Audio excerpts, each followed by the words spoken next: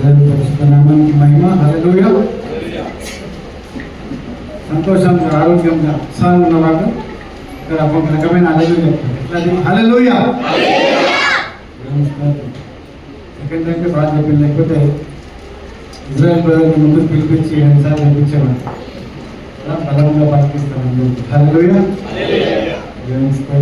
యోహాను సువార్త 15వ అధ్యాయం మొదటి 8 వచనాలు చూసుకున్నాం.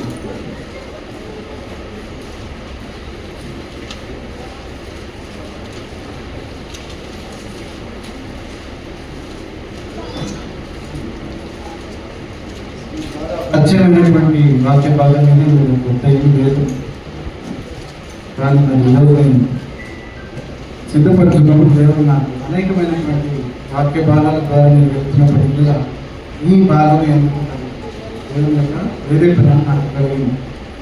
మొదటి 8 వచనాలు అందుకంటే ముందుకు వచ్చిన ప్రార్థన చేశాను. మహాపరిశుద్ధుగా మహోన్నతుగా దేవుడు కలిగిన మా ప్రియ జీవవాక్యం మీరే ఉన్నటువంటి వాక్యాన్ని ఉపదేశించడం కానీ వడ్డించడం కానీ నేను అభివృద్ధి నన్ను దయచేసి క్షమించండి, నన్ను నమ్మించండి. మీ స్వరం మాత్రమే మాకు వినిపించండి. మీరు మాట్లాడితేనే మా ఊళ్ళో మార్పు కలుగుతుంది కనుక మీరు మాట్లాడండి. మీరు మాట్లాడితేనే మా ఊళ్ళో రక్షణ కార్యం కలుగుతుంది కనుక మీరు మాట్లాడండి. మీరు మాట్లాడితేనే మాకు విడుదల కలుగుతుంది కనుక మీరు మాట్లాడండి. సమస్త ఆటంకంలో వేస్తున్నాము లయపరుస్తూ జీవవాక్యం చేయడానికి మమ్మల్ని బలపరిచి సమస్తమైన మీరు మాత్రమే పొందమని యేసు పరిశుద్ధనామములో బయట వేడుకొనుచున్నాను మాత్రమే. ఆమేన్. గమనిస్తే దయచేసి చదివి వినిపించండి. మొదటి 8 వచనాలు యోహాను సువార్త 15వ అధ్యాయం.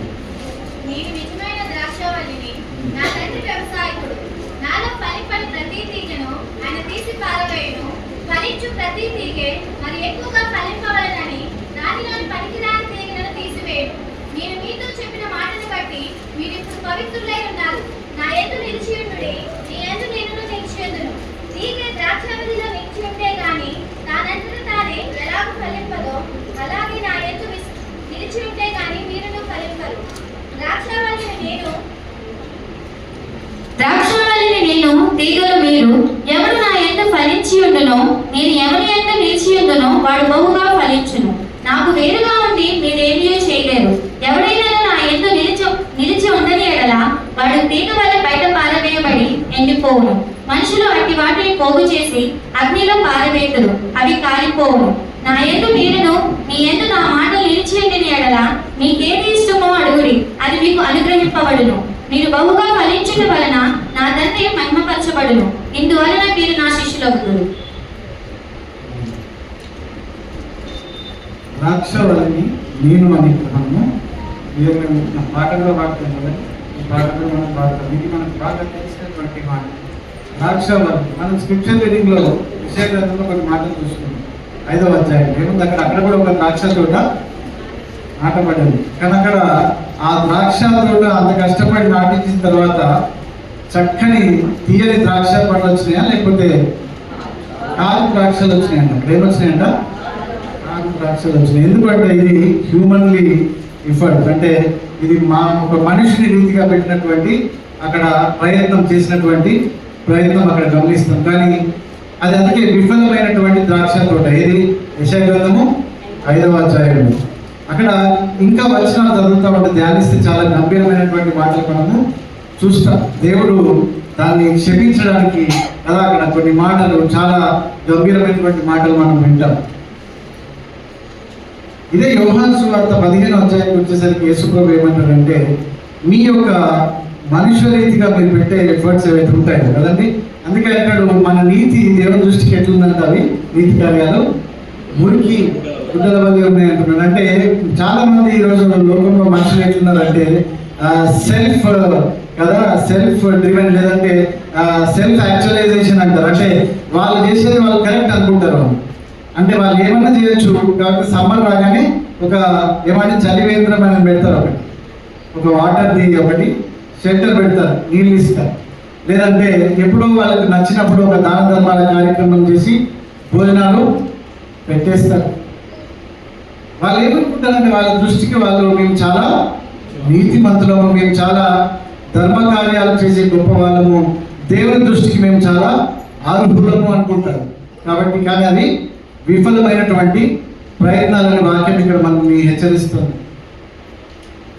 ద్రాక్ష తోట నాటడము ఒకటి ప్రాసెస్లో చేంజ్ ఉండదు. మంచి నేల కావాలి, మంచి విత్తనాలు కావాలి, సరిగ్గా నాటబడాలి, దానికి నీళ్లు కావలసినటువంటి పోషక విలువలు, మినరల్స్ అవన్నీ వాటికి అందించబడాలి.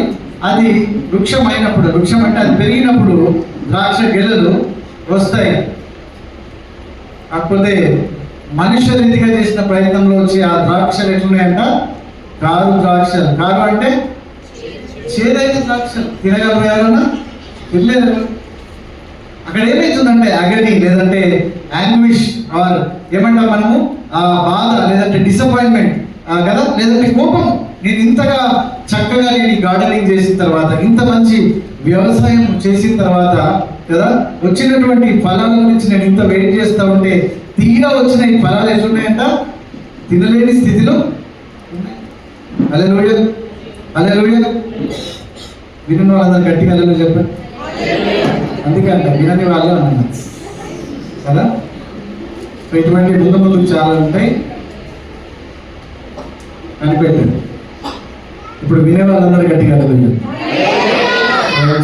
నేను వాక్యము చాలా లెంగ్త్లో చెప్పానండి, గుర్తుపెట్టుకోండి. మీకు లాస్ట్ టైం కూడా చెప్పినా, నేను క్రిస్ప్ మాట్లాడతాను. నాకు దేవుడు అంతకు మించి ఎక్కువగా నన్ను నిలబెట్టే బలం నాకు ఇవ్వడు. 25-30 నిమిషాల నుంచి నేను స్ట్రెచ్ చేయలేను. కానీ ఆ 30 నిమిషాలు I need your full attention, I demand your attention. హల్లెలూయా, హల్లెలూయా. ఎక్కడన్నా ఎవరన్నా వినకపోతే వాళ్ళకి ప్రశ్నలు ఉంటాయి, రెడీగా ఉంటాయి. దేవుని స్తోత్రం. కాదు రామయ్య బ్రదర్ మంచి వాళ్ళు, ఆయన గిఫ్ట్లు ఇస్తారు. ప్రశ్నలు ఉన్నా కూడా నేను గిఫ్ట్లు ఇవ్వను, ఓన్లీ ప్రశ్నలు వేస్తాను.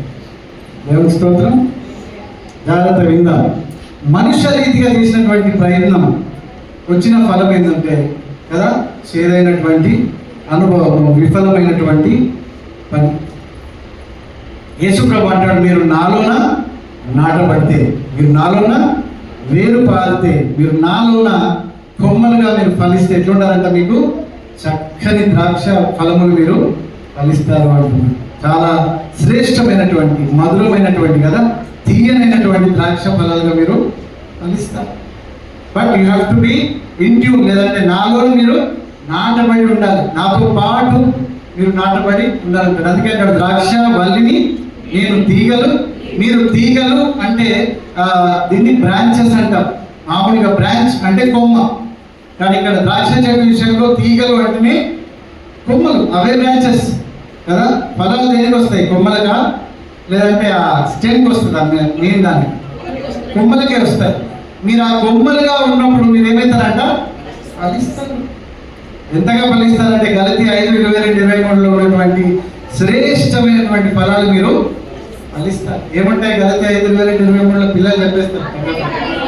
హల్లెలూయా. చూడండి, చెప్పాలి, కంటిన్యూ చేయండి.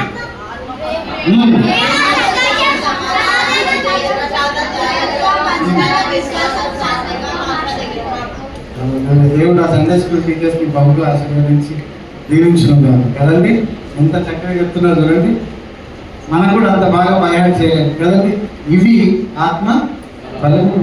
ఈ ఫలములు ఒక క్రీస్తు యొక్క కదా ఫాలోవర్, లేదంటే క్రీస్తును అనుసరించి వాళ్ళు ఫలించవలసినటువంటి ఫలములు ఇవ్వండి. ఈ ఫలముల గురించినటువంటి అవగాహన, జ్ఞానము, లేదంటే ఆలోచన కదా మరి క్రీస్తును తెలుసుకున్న వాడికి లేదు. వాడి ఆలోచన ప్రకారంగా వాడికి ఏమనుకుంటాడంటే, నాకు తెలిసిందే జ్ఞానం, నేను చేసేదే ధర్మ కార్యాలు, నేను చేసేవే మంచి కార్యాలు, నేనే నీతిమంతుని కదండి. ఇది ఇండివిజువల్ కదా ఎఫర్ట్, లేదంటే మనుషుల రీతిగా మనుషుడు చేస్తున్న ఆలోచిస్తున్నటువంటి ప్రయత్నాలు, ఆలోచనలు, పనులు ఇవి ఎప్పుడు కూడా విఫలమయ్యేవి. అందుకే అంటాడు, మీరు నాలో, అక్కడ ఏం రాయబడి ఉంటుందంటే, నేను నిజమైన ద్రాక్షవల్లిని, నా తండ్రి వ్యవసాయకుడు. Gardener, my father is the gardener. నా తండ్రి వ్యవసాయకుడు. వ్యవసాయకుడు ఏం చేస్తాడు? ఆయన డ్యూటీ ఒకటే కదండి. నేను కూడా చిన్న బాల్కనీ గార్డెన్ పెట్టుకున్నా మా ఇంట్లో. చాలా మంది ఇంటికి వచ్చినప్పుడు చూసి ఉంటాం కదండి. ఒక చిన్న స్టార్ట్ చేసి చాలా పెద్దగా చేసుకున్నాం. ఇంకా నాకు రోజు దానికి కూడా కొంచెం డ్యూటీ తీసుకుంటా. అక్కడ వ్యవసాయకుని రోజులో ఉంటాను నేను. ఆ పనికిరాని ఆకులు అవి తెంపేయడాలు కదా, కొన్ని ఎండిపోయి ఉంటాయి అవి తీసేయాలి. అప్పుడు ఏమైందంటే ఆ మిగతా చెట్టు ఇంకొంచెం ఎక్కువగా ఫలిస్తుంది. ఆ పూలు ఇచ్చే చెట్టు అయితే ఇంకెక్కువ పూలు వస్తాయి, పండ్లదైతే ఒకవేళ పండ్లు వస్తాయి కదండి. వ్యవసాయకుని పని ఏంటంటే to watch over the plant కదా, ఆ యొక్క చెట్టు మీద లేదంటే ఆ యొక్క మొక్క మీద దృష్టి ఉంచడము, దాన్ని సరిగ్గా పెంచడమే ఆయన బాధ్యత. తండ్రి యొక్క పని ఏముందంట, వ్యవసాయకుని పని ఉందంట. నాలోన సరిగ్గా ఫలించని ఏమైనా కొమ్మలు ఉంటాయి, ఏం చేస్తారంట, అవి తీసేస్తారంట కదండి. తండ్రి వ్యవసాయకుడు, ఆయన ద్రాక్ష వల్లి, మనం ఏమైనామంట, ద్రాక్ష తీగలమై ఉన్నామంట. హల్లెలూయా, హల్లెలూయా. అంటే ఆలోచిస్తే కోడి తన రెక్కల కింద పిల్లలను ఏ విధంగా సంరక్షిస్తుంది. ఎప్పుడైనా గమనించిందండి? నేను చూసినాను. నేను ఒక కోడి పాము చంపేసింది. ఏంటంటే ఏంది అట్లా పాము వచ్చింది, పాముని చంపేసింది. కోడిని చూస్తే అనిపిస్తుందా అది దేనన్నా చంపేస్తుందా అని చెప్పి?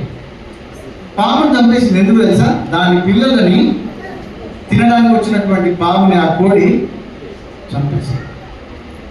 చూడడానికి చాలా సంతోషం అనిపించింది. ఈ కోడి కదా, దాన్ని మనం తింటాం. ఈ కోడి ఒక పాము చూస్తే మళ్ళీ మనం పరిగెత్తి పారిపోతాం, కోడిని అయితే తింటాం, అవునా కదా? ఆలోచించండి కదండి. లాజిక్ ఎట్లంటే చూడండి కొన్నిసార్లు. ఇప్పుడు ఈ కోడి ఏం చేస్తుంది, ఆ పామును చంపేసింది. ఎందుకంటే టు ప్రొటెక్ట్, దాని పిల్లల్ని కాపాడుకోవడం. దేవుని యొక్క ప్రేమ కూడా ఆ బాండ్ అట్లా కనిపిస్తుంది. ఎందుకంటే కదా, నేను ద్రాక్షావల్లిని, నా తండ్రి వ్యవసాయకుడు, is taking care of the tree, the plant. మీరు ద్రాక్ష తీగలు. ఇట్స్ లైక్ సరౌండెడ్ గ్రేస్ కదండి. కృప కంప్లీట్ గా ఆవరించబడినటువంటి పరిస్థితి. ఎంత ఆశీర్వాదకరం. హల్లెలూయా, హల్లెలూయా. అర్థమైన గట్టిగా చెప్పాలి, హల్లెలూయా, ఆత్మతో చెప్పాలి, హల్లెలూయా. చూసిందా, పిల్లలు డిస్టర్బ్ చేస్తారు. ఇప్పటి నుంచి నేను చెప్పకపోతే పిల్లలతో చెప్పిస్తాను కదండి. ఇది ఒక చక్కని ఏర్పాటు దేవుని కదా. తండ్రి కుమారుడు కలిసి మనల్ని కదా వాళ్ళ కృపలు, లేదంటే వాళ్ళ యొక్క కదా ఏమంటారు, సర్వైలెన్స్ అంటారు కదా. ఇక్కడ కొన్ని జాగాలో పెడతారు, యువర్ అండర్ సర్వైలెన్స్ అంటారు. అంటే నీకు కెమెరా అక్కడ పైన ఉంది, నిన్ను గమనిస్తుంది నాయన, నువ్వు చేసే కార్యక్రమం జాగ్రత్తగా ఉండని ముందే చెప్తుంది. అది అసలు అది ఎందుకు పెడతావు నాకు అర్థం కదా. అది పెడితే వాడు ఏం చేయాలి కదా, అక్కడ దొరుకుతున్నాడు కదా. సరే, అది ఎందుకు కేర్ఫుల్గా ఉండమని చెప్పి అలర్ట్ చేస్తుంది. ఇక్కడ కూడా ఇట్స్ లైక్ దట్. మళ్ళీ వచనాలు మనం గమనిస్తే, నాలో ఫలింపని ప్రతి తీగను ఆయన తీసి పారవేలు, ఫలించే ప్రతి తీగ మరి ఎక్కువగా ఫలింపబలని దానిలోని పనికిరాని తీగలను తీసి వేయను. నేను మీతో చెప్పిన మాటను బట్టి మీరిప్పుడు పవిత్రులై ఉన్నారు. నా యందు నిలిచి ఉండు, మీ యందు నేను నిలిచి ఉందును. ఇక్కడ ఇట్స్ అ కండిషనల్ కదా, ఒక కదా కండిషన్ మనం అక్కడ గమనిస్తాం. నేను మీ యందు ఉండాలా అంటే మీరు ఏం చేయాలంటే మీరు ముందు నా యందు ఉండాలి. మీరు ముందు నా యందు నిలిచి ఉన్నప్పుడు నేను కూడా ఏం చేస్తా అంటున్నాడు, మీ యందు నిలిచి ఉంటాను డెఫినెట్లీ కదా. తలుపు తట్టుచున్నాను కదా, ఏమంటున్నాడు, ఐఎమ్ నాకింగ్ ద డోర్. మత్తయి 7:7 అదేమంటాడు, అడుగుడి నీకు ఇవ్వను, తట్టుడి నీకు. I'm knocking the door. కానీ ఎవరు తీస్తారో వాళ్ళ ఇంట్లోకి నేను వాళ్ళ ఇంట్లోకి వస్తాను. నువ్వు డోర్ చేయకపోతే ఇట్స్ కండిషనల్ కదండి. నా యందు మీరు ఉండండి, నిలిచి ఉండండి. First you be in me కదా, నాలో మీరు ఉండండి, నేను మీలో ఉంటాను. హల్లెలూయా, హల్లెలూయా. ఇంకా కింది వచనాలు మనం గమనిస్తే, తీగ ద్రాక్షవల్లిలో నిలిచి ఉంటేనే కానీ తనంతట తానే ఎలాగో ఫలింపదు. ద్రాక్షవల్లిలో లేని తీగ ఫలించినట్టు ఎక్కడన్నా మనం గమనిస్తే అదొక పెద్ద వండర్. అట్లా జరగదు. తీగ ఖచ్చితంగా ద్రాక్షవల్లిలోనే ఉండాలి. అవి మల్టిపుల్ ఇట్లా బ్రాంచెస్ లాగా వచ్చి అవన్నీ పైకి అట్లా కట్టినప్పుడు అక్కడి నుంచి ఆ ద్రాక్ష కదా.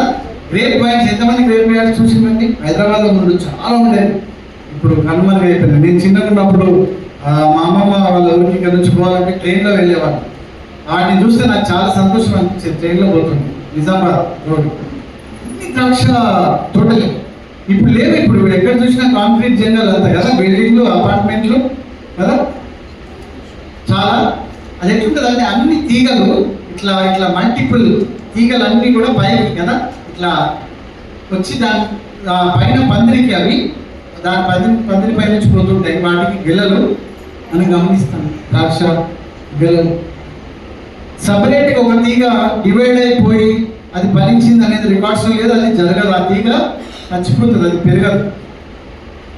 అందుకే అంటాడు, మీరు నాలోనే ఉంటేనే మాత్రం కానీ మీరు ఫలింపరు, యూ కెనాట్ కదా. ఇక్కడ ఏమంటాడు, ఇంకా చదువుదాం కింద.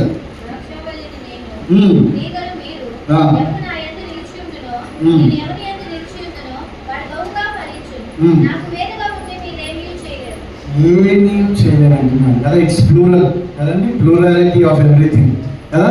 నాకు వేరుగా ఉండి మీరు ఏమీ nothing can you do without me. నాకు వేరుగా ఉండి మీరు ఏది కూడా చేయలేరు. You have to be within me, rooted in me అంటారు కదండి. రూటెడ్ అంటే వేరు పారి ఉండడం అందరూ.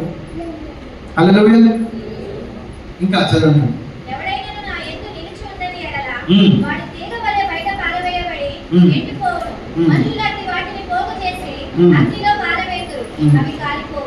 చూడండి, ఇక్కడ కూడా మళ్ళీ సేమ్ ఎగ్జాంపుల్ వస్తుంది.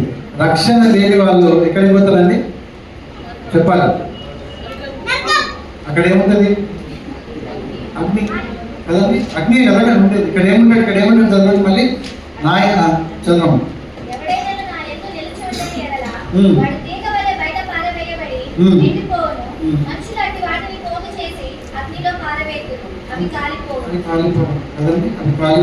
తర్వాత వచ్చిన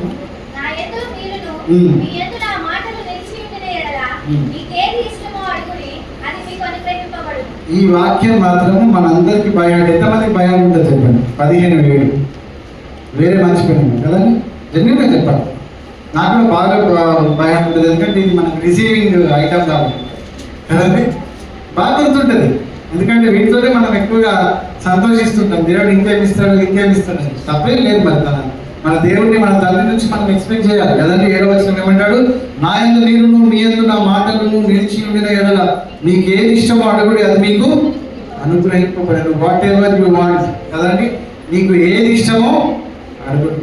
ఆలోచించండి, తల్లిదండ్రులంగా మనం ఉండి కదండి, మనకున్న స్థాయిలో మనకున్న స్థితిలో మన పిల్లలు ఏదైనా అడిగినప్పుడు కదండి, అవుట్ ఆఫ్ ది వే కదండి, అవుట్ ఆఫ్ ది వే మన తాహతు కూడా మించి మనం చేయడానికి ఎప్పుడైనా సిద్ధమే. వీఆర్ రెడీ టు సాక్రిఫైస్ కదండి. కొంతమంది క్రిస్మస్ అప్పుడు వాళ్ళ బట్టలు కొనుక్కోరు పేరెంట్స్ మేబీ, కానీ పిల్లలకు మాత్రం ద బెస్ట్ ఫ్యాన్సీ డ్రెస్సెస్ మాత్రము కొనిస్తారు. ఎందుకు? That is the love of a parent, మరి ఫాదర్ కదా, ఒక తండ్రి యొక్క ప్రేమ అటువంటి.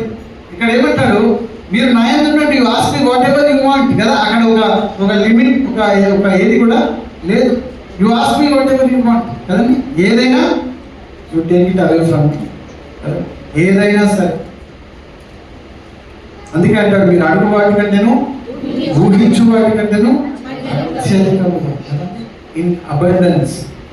Only thing is that you have to stay కదా, నాలో మీరు నిలిచి ఉండాలి. You have to rooted in me, you have to be rooted in me అంటే మీరు వేరు ఆరాలి కదా. 8వ వచనం అంటాడు, మీరు బహుగా ఫలించడం వలన నా తండ్రి మహిమపరచబడును, ఇందువలన మీరు నా శిష్యులవుదురు. దేవుడు ఎట్లా మహిమపరచబడతాడు? How can I please God అంటే ఇది చాలా మోస్ట్ ఇంపార్టెంట్ థింగ్ ఏంటంటే ఇదే. ఏంటది? మనము బహుగా ఫలించడం. లేదంటే నేను ఎవ్రీ సండే చర్చ్కి పోయి 30 minutes 25 minutes 20 minutes ఆరాధనలో ఎట్లా ఆరాధిస్తానంటే ఆత్మతో సత్యముతో యోహాను 4:24 ప్రకారంగా చాలా ఆరాధిస్తానండి అంటే అది ఆ ఆరాధన వల్ల కాదు అక్కడ దేవుడు ప్లీజ్ అయ్యేది. కానీ ఎట్లా అంటే నీవు బహుగా ఫలించడం వల్ల దేవుడు మయపరచబడతాడు. కదండి. కాల్గేట్ ఓనర్ గురించి ఎంతమందికి తెలుసా? తెలియని వాళ్ళు ఎక్కువ ఉంటారు కదండి. అంత పేరు, అంత టెస్ట్ మనీ ఆయన సంపాదించి ఉన్నాడు కదండి. అందరము మనము టైత్ దేవునికి కదా, మనము కృతజ్ఞత అర్పణ సమర్పిస్తే, దశమ భాగం సమర్పిస్తే ఆయన ఎంత సమర్పిస్తారంట? 90%. ఆయన ఎంత సమర్పిస్తారంటే 90% he gives కదా, or he offers as a ఏమన్నాను ఇంకా టైట్ అంటారా, దాన్ని 90% అంటారా, కాలింగ్ వాట్ యు వాంట్. కానీ ఇంతవరకు కాల్గేట్ని బీట్ చేసింది ఇంకేదైనా వచ్చిందంటే అది ఇంతవరకు రాలేదు. చాలా రకరకాల ప్లేయర్స్ వచ్చింది మార్కెట్లో, చాలా అడ్వర్టైజ్మెంట్లు అయినాయి కదా, కాల్గేట్ని మాత్రం ఎవరు కూడా బీట్ చేయలేదు. మీరు బహుగా ఫలించడం వలన కదా ఆ తండ్రి ఏమైతుందంట మహిమపరచబడుతున్నాడు. ఫలములు చాలా ముఖ్యం, ఫలములు చాలా ముఖ్యం. ఇవే గలతీ 5:22 ఉన్న మాటలు కోరిలేట్ చేసుకుంటే మత్తయి సువార్త 5వ అధ్యాయంలో కదా, అక్కడ ధన్యతలలో కూడా మనం చూస్తాం. అవన్నీ కూడా రిలవెంట్ వర్డ్స్. అవన్నీ కూడా నువ్వు ఫలించుట ఎట్లుండాలి, నీ గుణగణాలు ఎట్లుండాలి, నీ క్వాలిటీస్ ఎట్లుండాలి, నీ యాట్రిబ్యూట్స్ ఏమై ఉండాలి, నువ్వు పూర్తిగా నీ క్యారెక్టర్, నువ్వు ఎటువంటి మనిషివి అయి ఉండాలి. ఇది ప్రాముఖ్యం. నీ ఫలించుటకు ఇవి ఎగ్జాంపుల్స్, ఇవి బేస్, ఇవి స్టాండర్డ్, లేదంటే ఇది పునాది అయి ఉంది కదండి. ఈ క్వాలిటీస్ తనకున్నాయి కనుక ఇతను చాలా శ్రేష్టమైనటువంటి దేవుని యొక్క బిడ్డ అయి ఉన్నాడు. హల్లెలూయా, హల్లెలూయా. ఈ క్వాలిటీస్ సంపాదించుకోవడం చాలా ప్రాముఖ్యం. కొన్ని వర్షాలు చూద్దాం, మనం ముందుకు వెళ్ళిపోదాం. ఇంకా 1 పేతురు 2వ అధ్యాయం 2వ వచనంలో ఒక మాట చూద్దాం. 1 పేతురు 2వ అధ్యాయం 2వ వచనంలో ఒక మాట చూద్దాం. త్వరగా నాకు సాయం చేయండి. 1 Peter chapter 2 verse 2. సమస్తమైన దుష్టత్వమును, సమస్తమైన కపటమును, వేషధారణను, అసూయను, సమస్త దూషణ మాటలు మాని క్రొత్తగా నిర్మించిన శిష్యులను పోలిన వారే నిర్మలమైన వాక్యమును పాలవలన రక్షణ విషయంలో ఎదుగు నిమిత్తము ఆ పాలను అపేక్షించును. ఎదుగు నిమిత్తం, ఎదుగుతాండి గ్రో కదండి. ద్రాక్షవల్లిలో ఒక తీగనైనటువంటి నేను నువ్వు ఏం చేయాలంట కదా, ఆ తీగ ఏం కావాలంట ఎదగాల. It has to grow.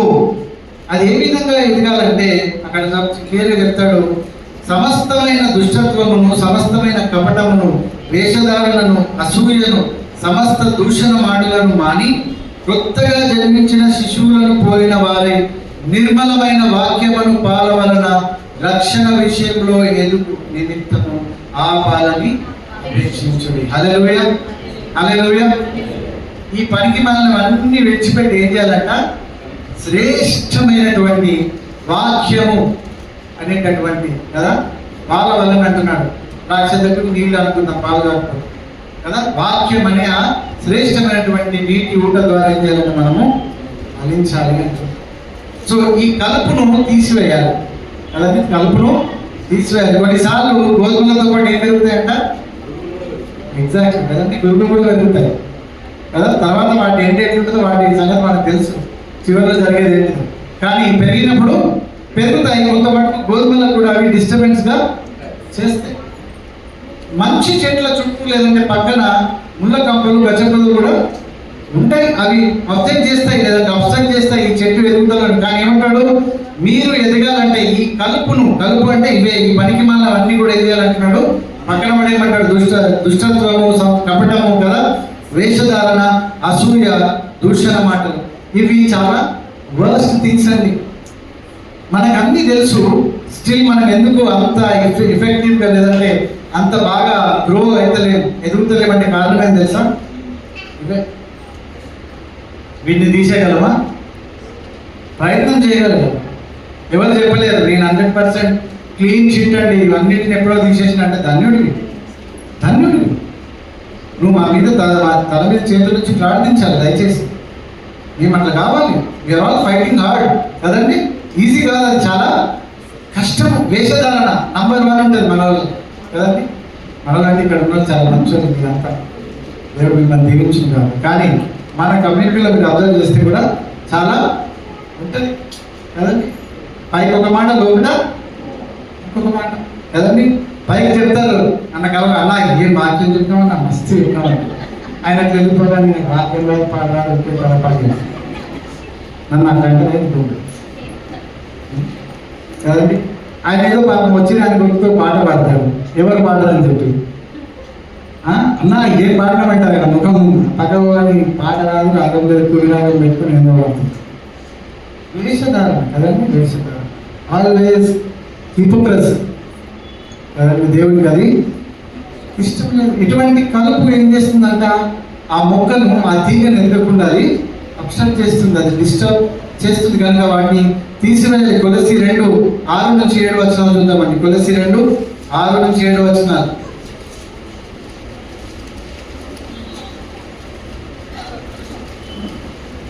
కావున మీరు ప్రభువైన యేసుక్రీస్తును అంగీకరించిన విధముగా ఆయన యందు వేరుపారిన వారై ఇటీవలే కట్టబడుచు, మీరు నేర్చుకున్న ప్రకారముగా విశ్వాసమందు స్థిరపరచబడుచు, కృతజ్ఞతాస్తుతులు చెల్లించుటయందు విస్తరించుచు ఆయన యందుండి నడుచుకోండి.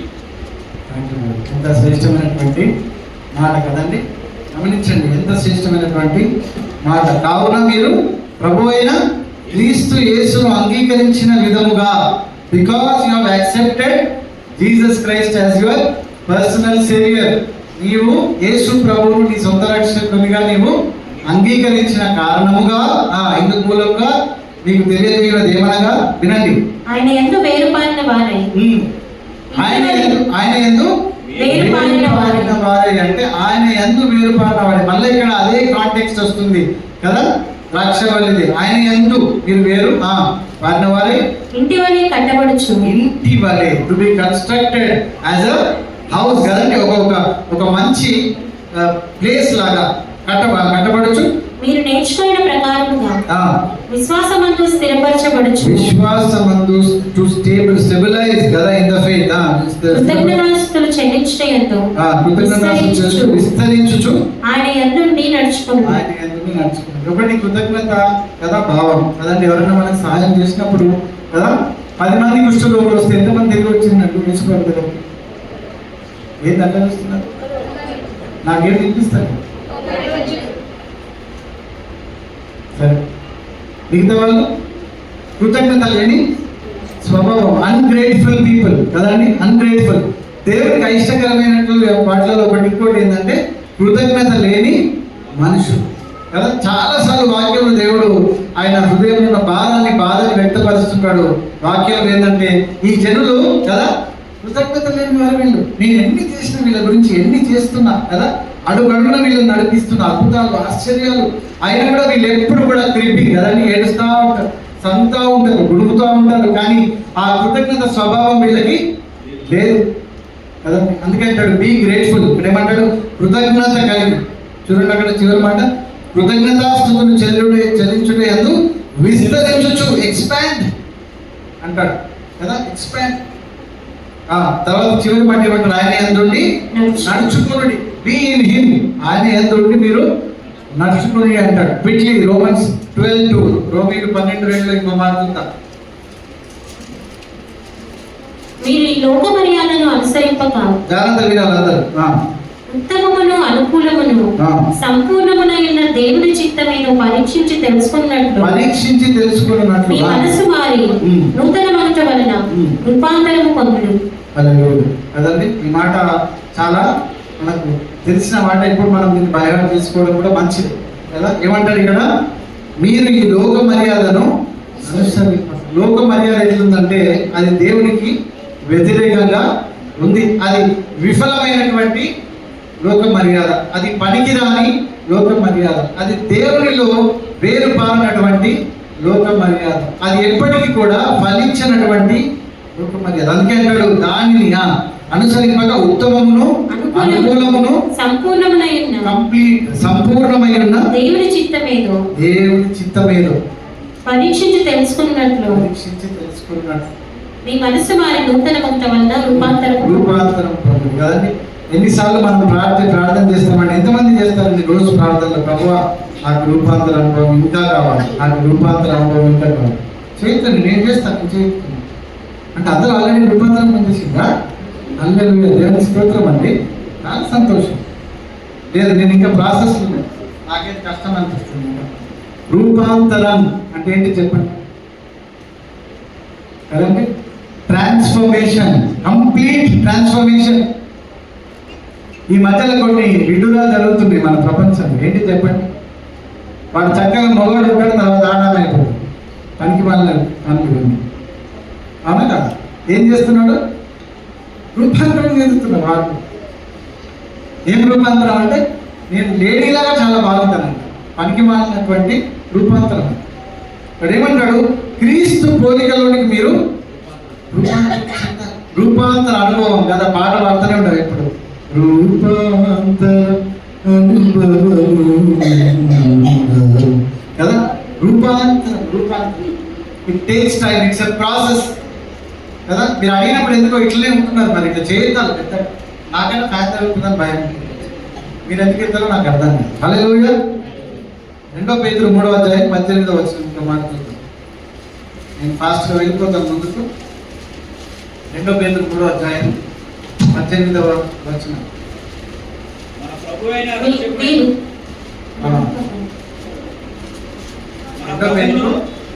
రక్షకుడైన యేసుక్రీస్తు అనుగ్రహించు కృపయందును జ్ఞానమందును అభివృద్ధి పొందుడి. ఆయన ఇప్పుడును యుగాంత దినము వరకు మహిమ కలుగును గాక. ఆమేన్. కదా, మన ప్రభువును రక్షకుడు అయిన యేసుక్రీస్తు అనుగ్రహించు కృపయందును జ్ఞానమందును అభివృద్ధి పొందాలి కదా. కృప జ్ఞానం యందు మనం ఏం చేయాలంట? అభివృద్ధి పొందాలి కదా. ఆయన గురించినటువంటి జ్ఞానమే సమస్తమైనటువంటి కదా, ఆయన కార్యాల గురించినటువంటి జ్ఞానం మూలం. ఆయన గురించిన జ్ఞానం ఉంటేనే ఆయన యొక్క ఆలోచన విధానం మనకు అర్థము అయితే కదండి. దావీదు అంత గొప్ప సాక్ష్యము దేవుని ద్వారా ఎట్లా పొందుకున్నాడు? దావీదు నా హృదయానుసారుడు, he does what I think. నేను ఆ హృదయం అనుకుంటే దావీదు చేస్తాను. అబ్బాయి ఇది ఎంత ఆశ్చర్యం కదండి. అసలు దేవుణ్ణి ఎవరన్నా అంటే దేవుడు ఏం చేస్తాడు అని యాంటిసిపేట్ చేసే జ్ఞానం మనిషికి ఉందంటే నాకు తెలిసి అది ఇంపాసిబుల్ కదా. You cannot predict what God will do. దేవుడు ఏం చేస్తాడని ప్రెడిక్ట్ చేసే జ్ఞానము అటువంటి మనిషి ఎవరు పుట్టి ఉండకపోయినాడు ఇవ్వాలి. కానీ ఇంతవరకు కానీ దావీదును దేవుడు ఆయన అంతటా ఆయన ఏమంటాడంటే నా హృదయానుసారుడు, he does what my heart feels like కదా. నా హృదయం అనుకున్న విధంగా దావీదు చేస్తాడు. అందుకే ఆ కనెక్ట్ అంత స్ట్రాంగ్. అందుకే దావీదు అంత గొప్ప సాక్ష్యాన్ని పొందుకున్నాడు. ఇక్కడ కూడా గమనిస్తే మనం అదే మాటలు ఏముంటుందంటే కదా, ఏమంటాడు? కృపయందును జ్ఞానమునందును అన్నట్టు దేవుని గురించినటువంటి జ్ఞానం ఏమైతుందంటే ఆయనకి ఇష్టమైన కార్యాలు ఏవైతే ఉన్నాయో కదా, ఆయన వేటికైతే ఆయన దృష్టిలో విలువ ఉందో వాటిని మనకు బయలుపరుస్తాం. హల్లెలూయా, హల్లెలూయా. విశ్వాసిగా ఎదగడం ఒక ఎత్తు అయితే, ప్రార్థన పరుడుగా జీవించడం ఒక ఎత్తు అయితే, దేవుని యొక్క చిత్తాన్ని గైకొనగలగడం కదా, అది ఇంకొక మెట్టు పైకి ఎదిగినటువంటి అనుభవం ఒక విశ్వాసికి. ఇది చాలా ప్రాముఖ్యం. మనుషులు ఏమంటున్నారు, తోటి విశ్వాసి ఏమంటున్నారు, చర్చ్లో ఏం చెప్తున్నారు, సొసైటీలో ఏం చెప్తున్నారు, ఇవన్నీ సెకండరీ. ప్రైమరీ ఏంటంటే నా దేవుడు నాకు ఏం చెప్తున్నాడు, ఏమి బయలుపరుస్తున్నాడు, నేనేమి చేయవలసి ఉన్నది, అంతే. దర్శనం యెహోషువ అందుకే చక్కని మాట అంటాడు, 24:15 అనుకుంటా. యెహోషువ ఏమంటాడండి కదా, మీరు ఎవరిని పూజిస్తారు, ఏం చేస్తారో మీరు చేయండి, నేను నా ఇంటి వారు మాత్రం ఏంటంట యెహోవానే సేవిస్తాను. That's all. It's an affirmative statement కదా. ఇది ఒక అఫర్మేషన్, ఇది డిసైడ్, ఒక డెసిషన్, ఇట్స్ అ డిటర్మినేషన్ కదా. ఇది ఒక నిశ్చయత. We will do this. హల్లెలూయా, హల్లెలూయా. కొన్ని మాటలు చూసుకుందాము. మళ్ళీ 2 కొరింథీ 3:18 ఇంకో మాట చూద్దాం. 2 కొరింథీ 3:18.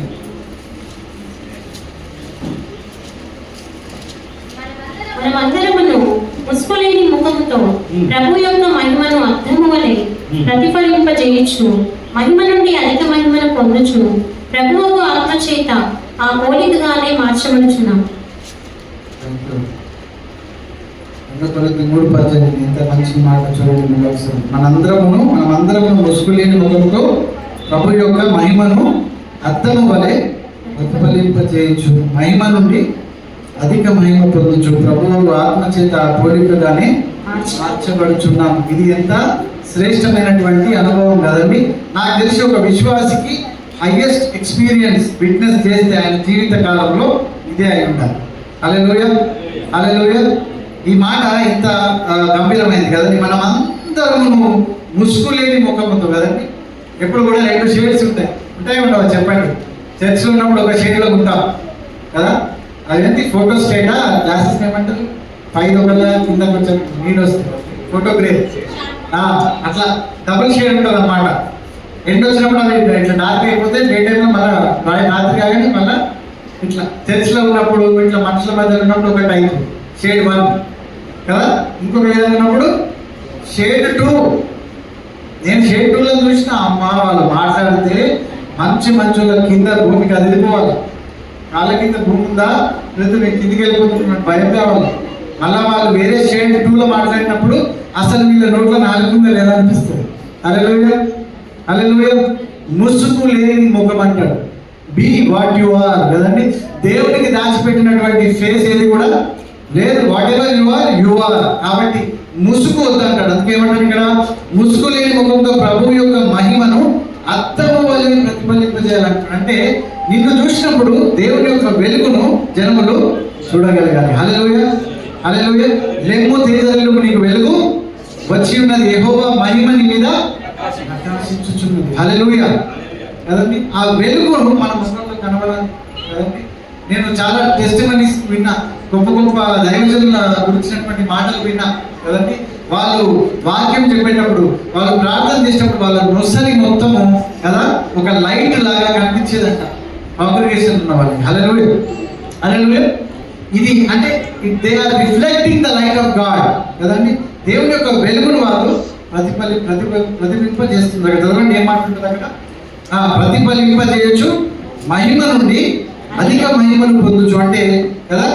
ఇంకొక లెవెల్ తర్వాత ప్రభువుకు ఆత్మ చేత ఆ పోలికగానే మార్చబడుచున్నాం. ఎండ్ ఆఫ్ ద డే కావాల్సింది ఏంటంటే you have to become like Jesus కదండి. మనము యేసు పోలికలోనికి రావడమే the final or the ultimate goal కదండి. ఒక విశ్వాసం అంతకు మించినటువంటి గోల్ ఏమీ లేదు. ఎప్పుడైతే ఆయన పోలికలోనికి వస్తామో అప్పుడు మనం సంపూర్ణతలో ఉన్నాము. ఒక నిశ్చయత ఏంటంటే, నేను క్రీస్తును పోలి నడుచుకున్న ప్రకారం మీరు నన్ను పోలి నడుచుకున్నాడని అప్పుడు మనం మన వెనుకలు ఉన్న వాళ్ళని చెప్తాం. హల్లెలూయా హల్లెలూయా. ఈ నిశ్చయత ఎవరికి దొరికిందండి? పౌలు గారికి దొరికింది. ఎంత ధన్యుడు కదండి.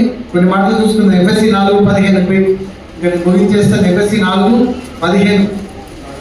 ఏమి నాకు ఇంకా 5 నిమిషాలు ప్రేమ కలిగి సత్యము చెప్పుచు క్రీస్తు వలె ఉండటకు మనం అన్ని విషయములలో ఎదుగుదాము.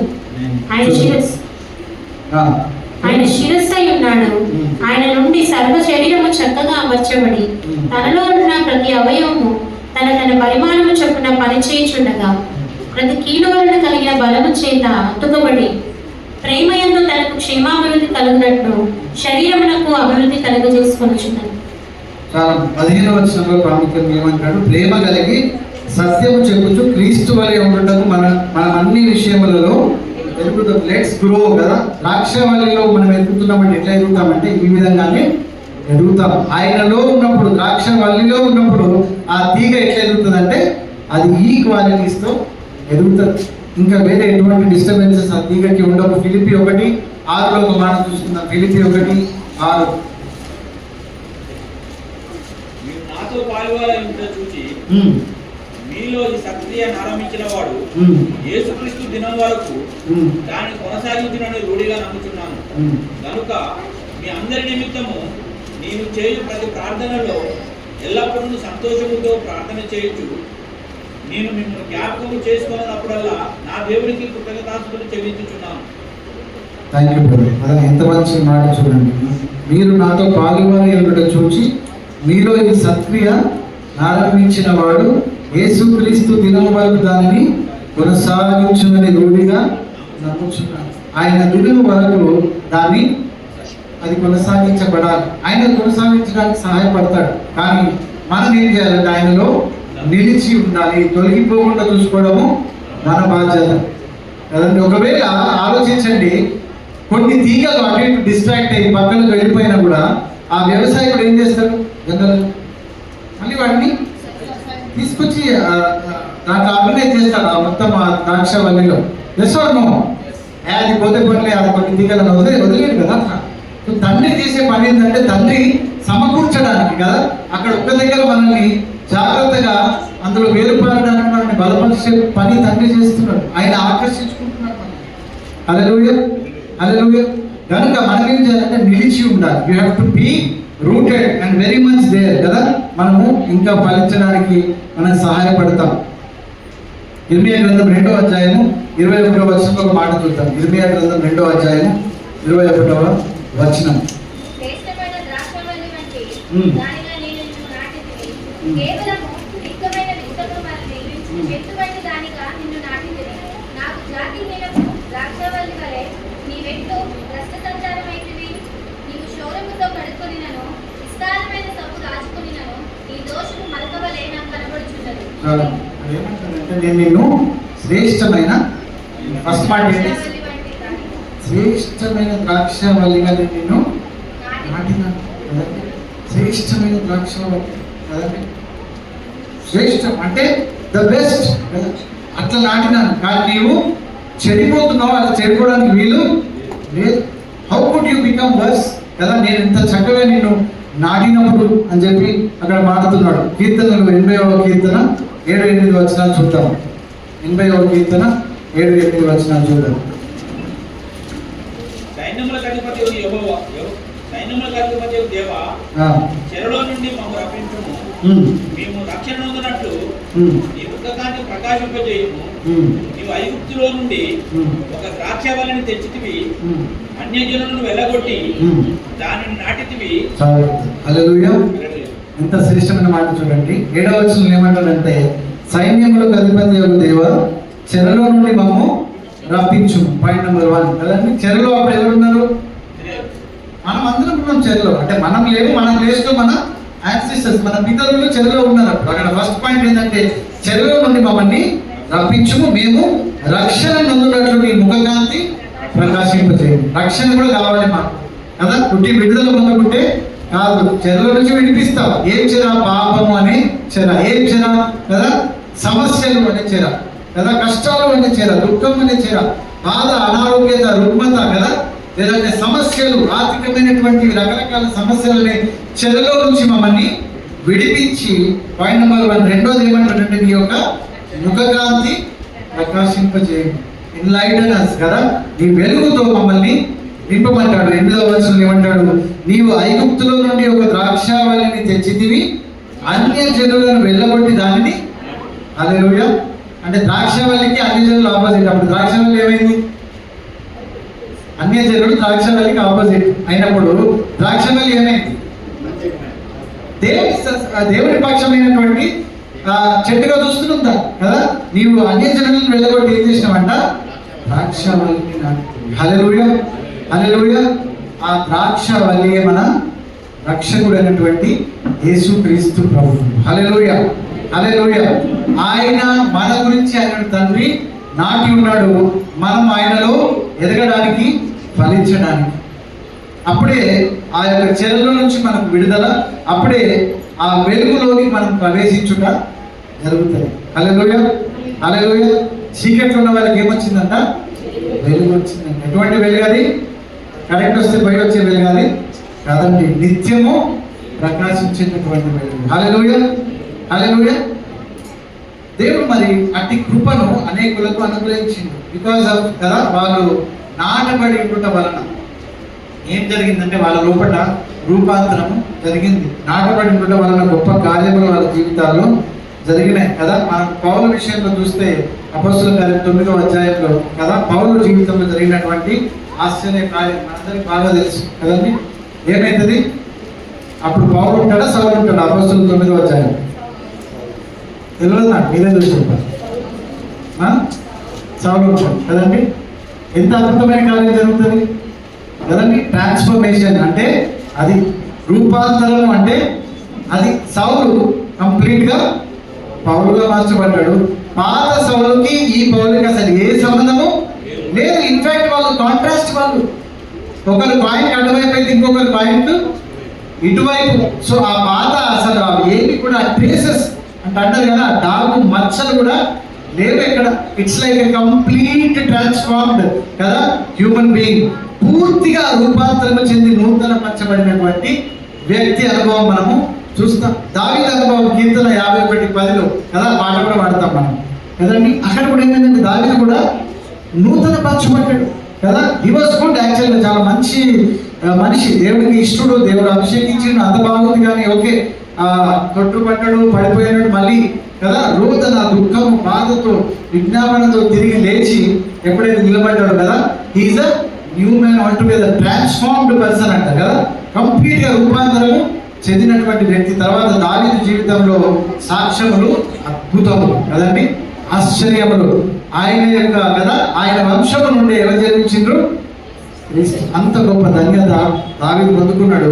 మరి మగ్దలేని మరియ గురించి కూడా మనము వింటాం. లూకాసు వార్త కదండి 8వ అధ్యాయంలో 2లో ఆ మాట ఉంటుంది కదా. మరియ విషయం ఏం జరుగుతుంది?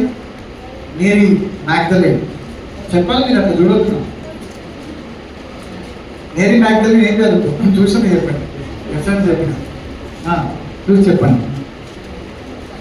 లూకా 8. ఆ దేశంలో కొందరు గొర్రెల కాపరులు పొలములోని రాత్రి వేళ తమ మందను కాచుకొచ్చుండగా ప్రభు దూత వారి యుద్ధకు వచ్చి నిలిచింది. ప్రభు మహిమ వారి చుట్టూ ప్రకాశించినందున వారు మిక్కిలి భయపడింది. అయితే ఆ దూత లూకా 8:2 ఈ 2 విడుదల 8. 12 మంది శిష్యులు అపవిత్రాత్మలను రాజులను పోగొట్టగలిగిన కొందరు స్త్రీలను అనగా 7 దయ్యములు వదిలిపోయిన మగ్దలేని అనబడిన మరియయు మగ్దలేని మరియ ఎన్ని దయ్యాలు పట్టినాయండి చెప్పండి? ఎన్ని? 7 అంటే సేన అంతేనా? కుతోను అంటే ఇంకా పెద్దది అంతేనా? 7 అంటే సేననే. ఓకే చదవండి. హేరోదు యొక్క గృహ నిర్వాహకుడవు పూజా భార్యకు యోహన్నయు సుసన్నయు ఆయనతో కూడా ఉండిరి. వీరులు ఇతరులు అనేకులను తమకు కలిగిన ఆశతో వారికి ఉపచారం చేర్చు వచ్చిరి. ఈ మగ్దలేని మరియ కదా 7 దయ్యములు అంటే ఆ మనిషి జీవితం ఏ విధంగా ఉందో మనము ఇమాజిన్ చేసుకోవచ్చు. అది చాలా కష్టతరమైనటువంటి పరిస్థితి కదా. మనుషులు మెంటల్లీ బాగుండి కూడా, మెంటల్ బ్యాలెన్స్ అంతా బాగుండి ఏమంటారు సంతూలన కదా, అంతా బాగున్నా కూడా వాళ్ళు ఏం చేస్తారు, కొన్ని రక్షణ లేని వాళ్ళు కదా వేరే వాళ్ళకి కష్టపెట్టే పనులు చేస్తారు. ఇక దయ్యం పట్టినోడు వాడి కంట్రోల్లో వాడే ఉంటాడు. అసలు ఆ దయ్యం పట్టిన వాళ్ళకి వాళ్ళు ఏం చేస్తున్నారో వాళ్ళను తెలియదు. వాళ్ళు ఆ దయ్యం ఏం చేయాలనుకుంటుందో వాళ్ళు అది చేపిస్తారు. అటువంటి మగ్దలేని మరియ లోపల ఏం జరిగిందంటే గొప్ప ట్రాన్స్ఫర్మేషన్ జరిగింది. హల్లెలూయా. గొప్ప సాక్షిగా ఆమె మార్చబడింది కదా. ఆమె యొక్క పేరు ఇక్కడ పరిశుద్ధ గ్రంథంలో లిఖించబడుతున్న ఆమె బాధ్యత పొందుకుంది. హల్లెలూయా, హల్లెలూయా. ఈ విధంగా ట్రాన్స్ఫర్మేషన్స్ అనేకంగా జరిగినాయి. ఎందుకంటే వాళ్ళు దేవునిలో నాటబడడానికి ఇష్టపడ్డారు కదండి. ఆయన వెలుగును వాళ్ళు చూడగలిగారు. ఆ వెలుగులో వాళ్ళు ప్రకాశించగలిగారు. హల్లెలూయా. అందులో లేచిన పడితే చిన్న ప్రార్థనతో నేను వాక్యాన్ని ముందుకు చేస్తాను.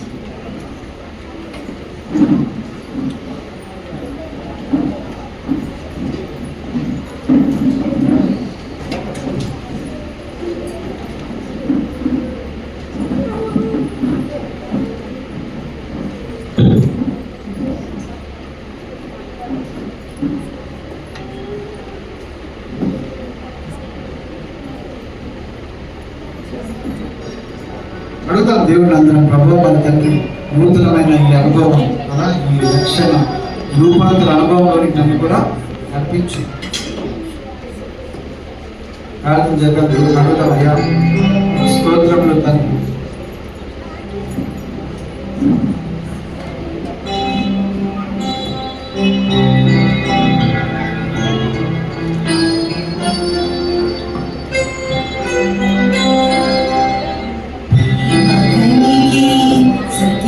Hallelujah.